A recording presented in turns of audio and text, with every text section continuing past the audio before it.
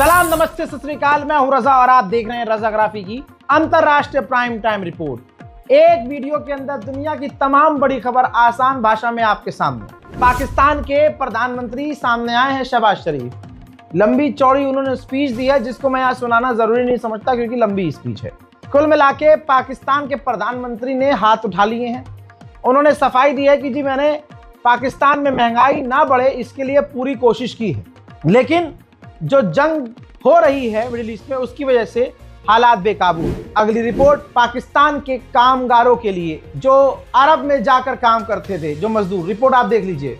वो बेचारे अब पाकिस्तान से बाहर अरब जाकर काम नहीं कर पाएंगे, इस जंग की वजह से नहीं जा पा रहे हैं, जिसकी वजह से पाकिस्तान की आवाम को और ज्यादा दिक्कत हो रही है। तीसरी रिपोर्ट देखिए, लगभग $3 बिलियन, $3.5 बिलियन वैसे तो है, $3.5 बिलियन यूएई का जो कर्जा है, प्रेशर में आके पाकिस्तान राजी हो गया है कि हम चुकाएंगे। लेकिन इस चक्कर में पाकिस्तानियों का बेड़ा गर्क होने वाला है। कैसे? IMF का दबाव है कि भाई पेट्रोल महंगा करो, डीजल महंगा करो, खाना पानी महंगा करो, बिजली महंगी करो, ताकि आप कुछ अपनी गवर्नमेंट चला सको। तो ऐसे में बेचारे घुमा फिराकर फिर से पाकिस्तानियों की गर्दन पाकिस्तान की सरकार दबाने वाली। हजरात, अफगानिस्तान में पता नहीं क्या हो रहा है। पहले जलजला आया, फिर आप ये बाढ़ देख लीजिए। अफगानिस्तान के टोलो न्यूज एजेंसी के द्वारा पता चला कि काबुल रिवर, जो काबुल की नदी है, वो भाई ओवरफ्लो है और आसपास के मकान डूब चुके हैं। आपको हैरानी होगी, 77 लोग बेचारे अफगानिस्तान के मारे गए हैं। आम लोग 77 लोग मारे गए हैं और अभी सैकड़ों लापता है। वहीं नेपाल के नए प्रधानमंत्री का वीडियो बहुत वायरल हो रहा है, जिसके अंदर काठमांडू में एक मुस्लिम परिवार ने नेपाल के नए प्रधानमंत्री बलेन्द्र शाह को दावत पर बुलाया और प्रधानमंत्री बलेन्द्र शाह ने बहुत ही सादगी के साथ उस दस्तरखान पर पूरे परिवार के साथ खाना खाया। कोई दिखावा नहीं, कोई VIP कल्चर नहीं। पूरे परिवार में आप पहचान नहीं सकते कि कौन प्रधानमंत्री है। यह अदा नेपाल के प्रधानमंत्री की दुनिया को पसंद आ रही है। मेरे दोस्तों, रिसर्च किया गया तो पता चला कि पूरी दुनिया की सबसे बड़ी आर्मी बांग्लादेश की हो गई है। झटका लगा ना? मुझे भी लगा। ये देखिए, रिजर्व की, पैरामिलिट्री और एक्टिव, यानी जो फौज में फिलहाल लड़ रहे हैं और जो रिजर्व में रखे गए हैं और जो पैरामिलिट्री हैं, तीनों मिलाकर 6.8 मिलियन की सबसे बड़ी फौज बांग्लादेश की है। इसी तरह से दूसरे नंबर की फौज दुनिया की वियतनाम है, तीसरे नंबर की यूक्रेन में, और अल्हम्दुलिल्लाह इंडिया की चौथे नंबर पर दुनिया की सबसे बड़ी फौज है। 3.5 मिलियन की फौज है हमारी, 1.4 मिलियन हमारे एक्टिव फौजी हैं। इसी तरह से हमारे बाद है साउथ कोरिया, छठे नंबर पर है रशिया, सातवें पे है चाइना। तो चाइना को हमने, भारत ने भाई धोबी पछाड़ दिया है, काफी पीछे है। चाइना से पीछे अमेरिका है, आप समझ रहे हैं? तो यानी अमेरिका से भी हम आगे हैं, चाइना से भी आगे हैं, नॉर्थ कोरिया से भी हम आगे हैं। ताइवान नॉर्थ कोरिया के बाद है, ताइवान के बाद ब्राजील, ब्राजील के बाद पाकिस्तान। तो पाकिस्तान हमसे बहुत ज्यादा पीछे है। इसी के साथ पाकिस्तान के बाद आता है फिलीपींस, फिलीपींस के बाद आता है कोलंबिया, उसके बाद इजिप्ट, उसके बाद ईरान, इसके बाद इंडोनेशिया, उसके बाद जर्मनी। सबसे छोटी फौज इस लिस्ट में आपको इजराइल की नजर आएगी। फ्रांस की रिपोर्ट जान लीजिए, फ्रांस की आगे आने वाले सालों में तैयारी क्या है। फ्रांस आने वाले साल में 400% ड्रोन अपनी फौज में शामिल करेगा, अपने हथियार ज्यादा से ज्यादा बढ़ाएगा, खासकर एडवांस ड्रोन और हथियारों को अपनी फौज में बढ़ाएगा। मिडिल ईस्ट की जंग से ये सबक ली है। उधर फ्रांस के अंदर फ्रांसीसी लोग सड़कों पर उतरकर प्रदर्शन कर रहे हैं नेटो के खिलाफ। एंटी नेटो प्रदर्शन जारी है। फ्रांस के लोगों का मानना यह है कि नेटो सिर्फ जंग के लिए बना है, इन ससुरों को सिर्फ लड़ना होता है और हमें शांति चाहिए, अमन चाहिए। तो नेटो का विरोध करते हुए पूरा फ्रांस सड़कों पर है। हज़रात मोहतरम, वहीं इसको देख लीजिए, ज़ेलेंस्की को, ये तुर्की गया है और तुर्की के राष्ट्रपति एर्दोगान से मिला है। मुझे सबसे दोगला, माफ कीजिएगा किसी को बुरा लग जाए तो, सबसे दोगला ये तुर्की का राष्ट्रपति लगता है। ये सबसे अपने रिश्ते अच्छे बनाने की कोशिश करता है। सामने से अगर किसी का विरोध करता है तो पीछे से उससे डील वील करता रहता है, काम काज चलते रहते हैं इसके। अल्लाह की फौज बनने चला था ये तुर्की, लेकिन आप सोचिए, कहते हैं तुर्की की फौज, ओ हो, मीम आती है ना तगड़ी तगड़ी एकदम, ओ हो इनकी फौज कितनी खतरनाक है।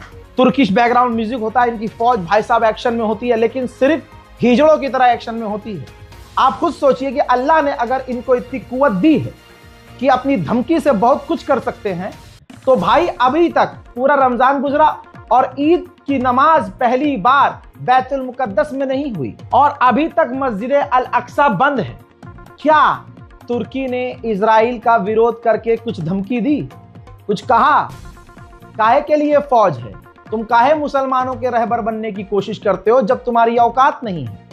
उर्तुगल गाजी सीरियल बनाकर पूरी दुनिया में फेमस हो जाने से तुम जनाबे उर्तुगल गाजी की तरह नहीं हो सकते।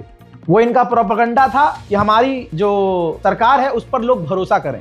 लोगों ने किया भी, लेकिन अब हकीकत सामने है। अब देखिए, यूक्रेन हमेशा मुस्लिम देशों के खिलाफ रहता है, लेकिन राष्ट्रपति ज़ेलेंस्की से मिल रहे हैं। मेरे दोस्तों, वहीं यूक्रेन का रूस के इलाकों पर बड़ा हमला हुआ है, ड्रोन हमला, और ड्रोन हिट भी हुआ है। देखिए। Блядь, сука, я скипнул, там такая вспышка, просто пизда. Ебать. Охуеть. वहीं यूक्रेन पर पलटकर रशिया भी बमबारी कर रहा है यूक्रेन पर। देखिए।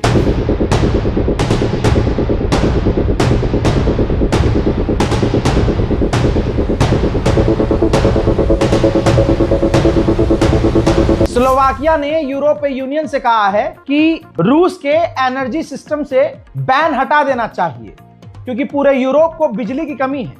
अगर पाबंदी हट जाएगी तो रशिया से हम बिजली खरीद सकेंगे। वहीं आपको बता दूं कि अमेरिका की डेलीगेशन यूक्रेन जाने वाली है और इसकी कोशिश यही होगी कि यूक्रेन और रशिया के बीच बात करवा के जंग खत्म करवाने की कोशिश की जाए। जंग एक तरफ, लेकिन दूसरी तरफ यूक्रेन रशिया से बिजली, तेल, ईंधन, इलेक्ट्रिसिटी, पता नहीं क्या क्या, बहुत सारी चीजें लेता है। अब यूक्रेन ने कहा कि अगर रशिया ने उन सबके दाम बढ़ाए तो रूस ने अपने कुछ लोगों का जो ग्रुप बनाया हुआ है बिजनेस करने के लिए, जिस ग्रुप में हम भी हैं, हम उस ग्रुप से बाहर हो जाएंगे। रशिया ने 2 महीने का अल्टीमेटम दिया है कि डोनबास के इलाके को छोड़ दो और यूक्रेन पीछे हट जाए।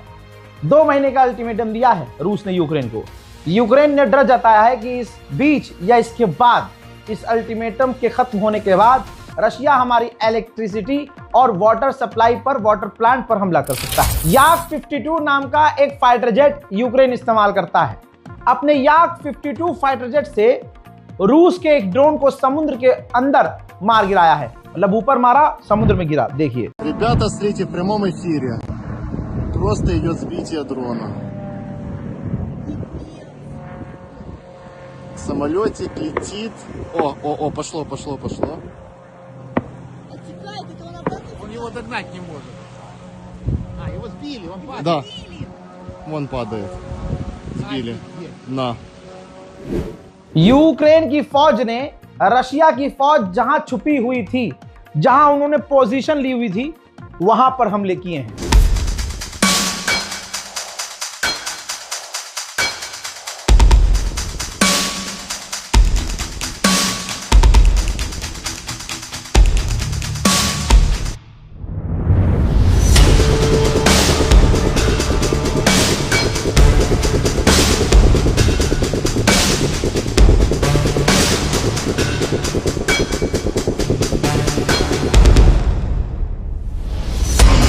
यूक्रेन की जगह है मारियोपोल, जहां पर रशिया का कब्जा है। यूक्रेन ने उसी कब्जाई हुई जगह पर खौफनाक बमबारी कर डाली। उधर यूक्रेन के स्पेशलिस्ट अमेरिका गए हैं और अमेरिका जाकर अमेरिकी फौज को ड्रोन उड़ाना, टेक ऑफ करवाना, लैंड करवाना, तमाम चीजें और टेक्निक सिखा रहे हैं। यही यूक्रेन के एक्सपर्ट गल्फ देशों में भी अरब देशों को ड्रोन को मार गिराना, ड्रोन को उड़ाना पूरी ट्रेनिंग दे रहे हैं। मेरे दोस्तों, अंतरराष्ट्रीय प्राइम टाइम रिपोर्ट में आज अभी के लिए इतना ही। इस रिपोर्ट को शेयर कीजिए, अपनी राय कमेंट में लिखिए, चैनल को सब्सक्राइब कीजिए। जय हिंद।